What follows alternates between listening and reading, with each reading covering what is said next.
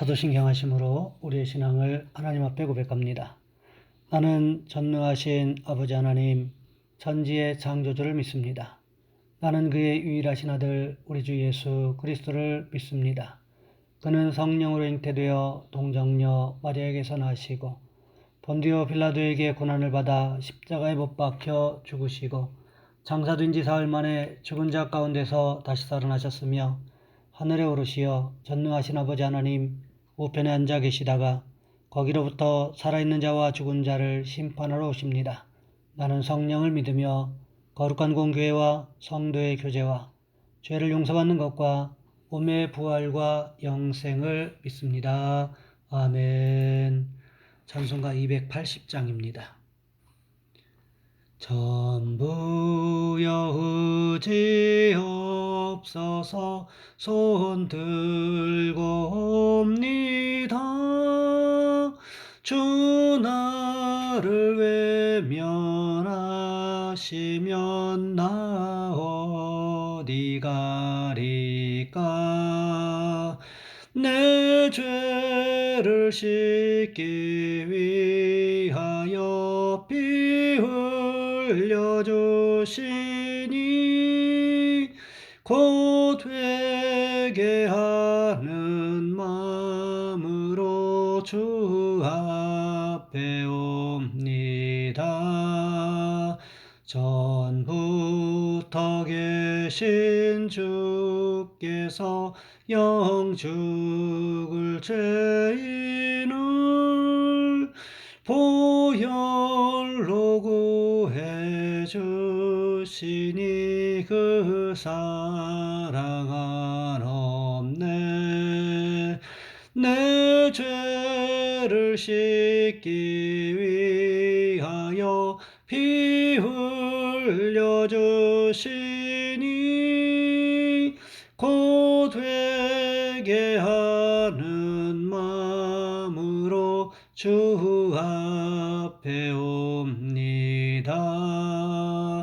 나 예수 의지함으로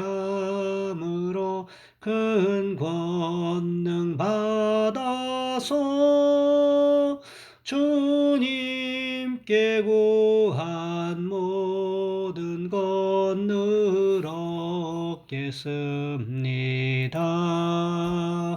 내 죄를 씻기 위하여 피 흘려 주시니 곧 회개하는 마음으로 주 앞에 옵니다.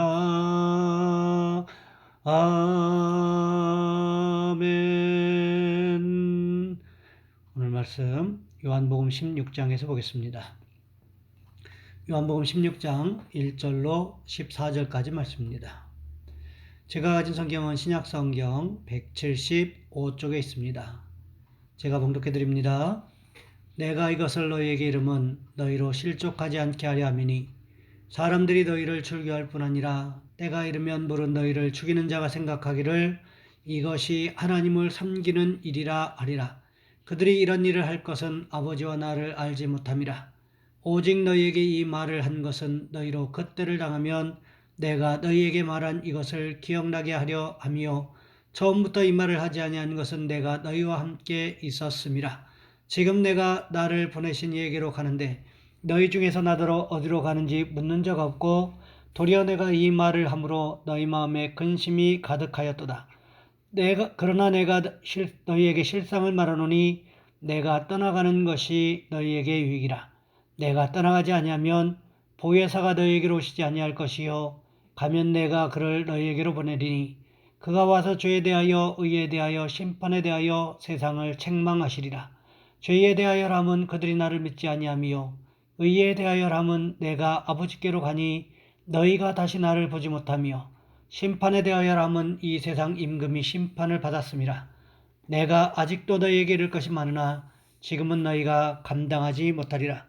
그러나 진리의 성령이 오시면 그가 너희를 모든 진리 가운데로 인도하시니 그가 스스로 말하지 않고 오직 들은 것을 말하며 장래일을 너희에게 알리시리라. 그가 내 영광을 나타내리니 내 것을 가지고 너희에게 알리시겠음이라. 아멘. 오늘 본문의 말씀을 가지고 성령께서 하시는 일이라는 제목으로 함께 말씀을 살펴보겠습니다. 1907년 평양 대부흥운동은 한국교회사에서 빼놓을 수 없는 놀라운 사건입니다.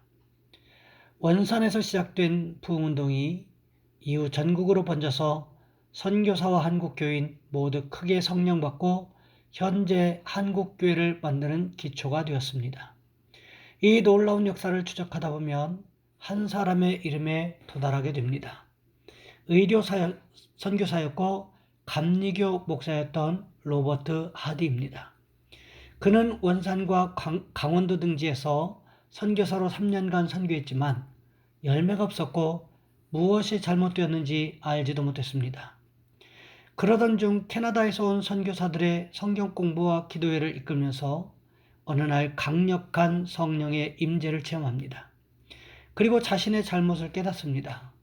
점점 더 영적인 능력의 결핍을 강하게 의식하게 되었고 힘으로는 안 되고 능으로도 안 되고 오직 나의 능력으로 되는 이라고 하신 하나님 말씀이 그것이 자기 사역의 실패의 원인이라는 것을 깨닫게 된 것입니다. 그리고 그는 주일 오전 예배 시간에 공개적으로 자신의 교만과 인종차별주의 그리고 믿음의 부족 등을 다 눈물로 고백합니다. 그를 따라서 한 명씩 한국인들이 나와서 죄를 고백합니다. 축첩, 도적질, 간음 등의 개인죄를 고백하였고 이 운동은 점점 퍼져나가 원산, 평양 등을 거쳐 전국적 운동이 되었습니다. 숲을 태우고 집을 태우는 불은 큰 불이 필요 없습니다. 크든 작든 그냥 불이면 됩니다. 그냥 불이면 아무리 큰 숲이고 건물이어도 다 태웁니다. 그냥 쌓여있는 우리 마음속에 능력의 장작을 쌓는 것입니다. 하지만 장작이 그냥 쌓여있으면 아무것도 아닙니다.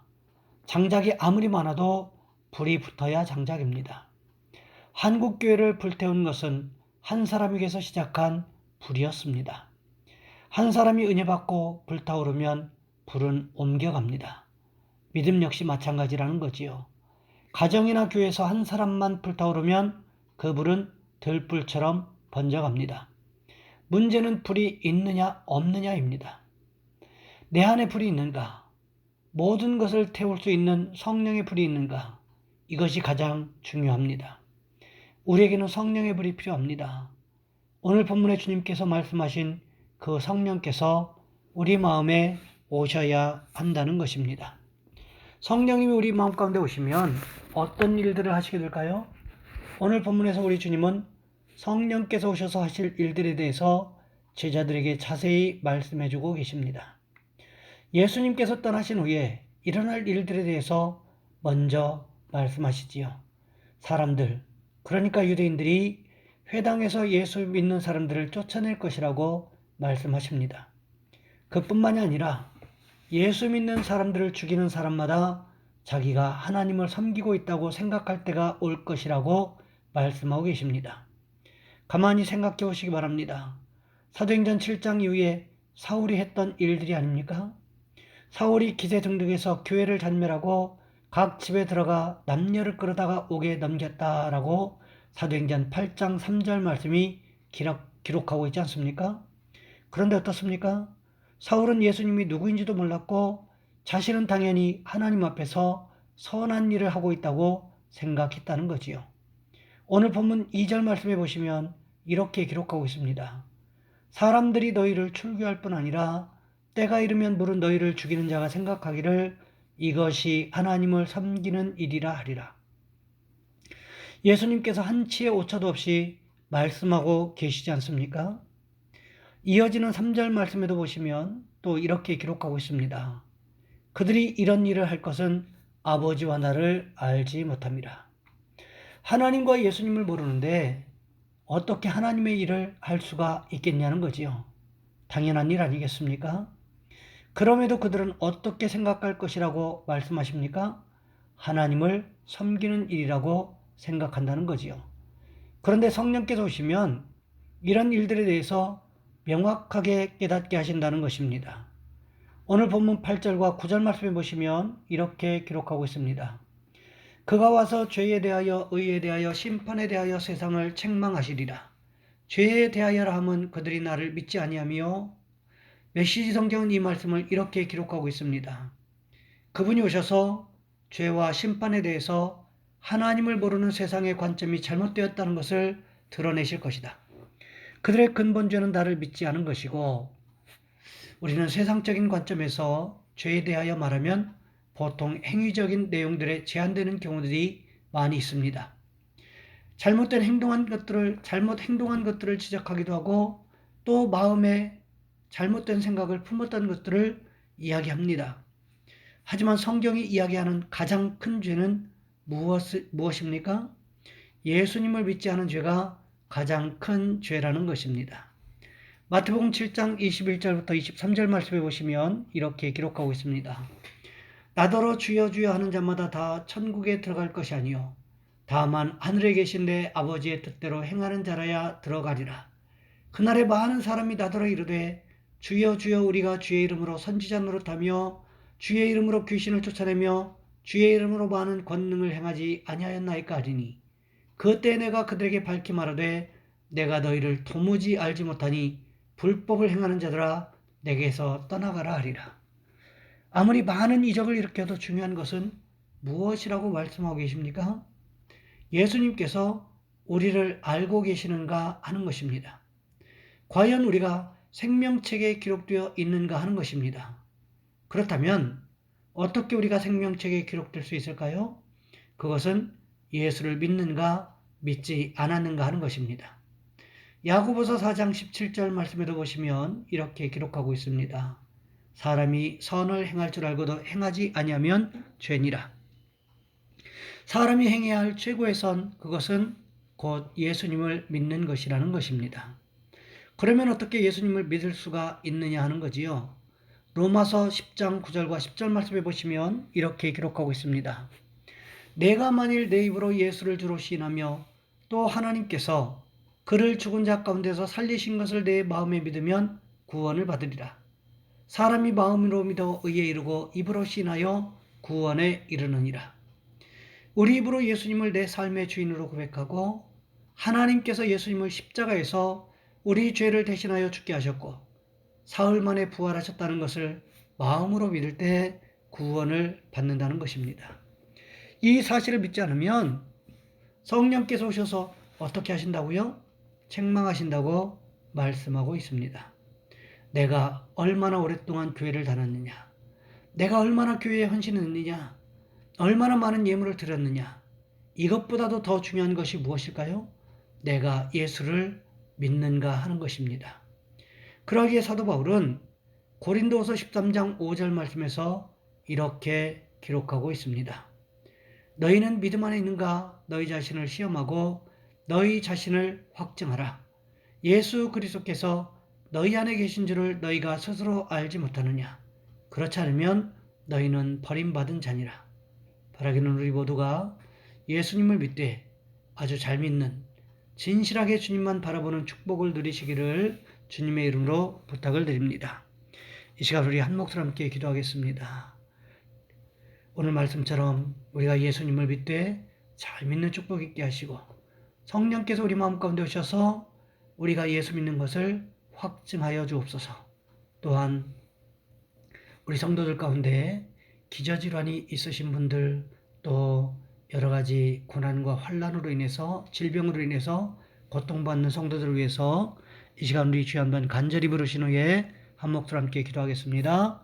주여, 사랑의 하나님, 우리를 도와 주시기를 원합니다.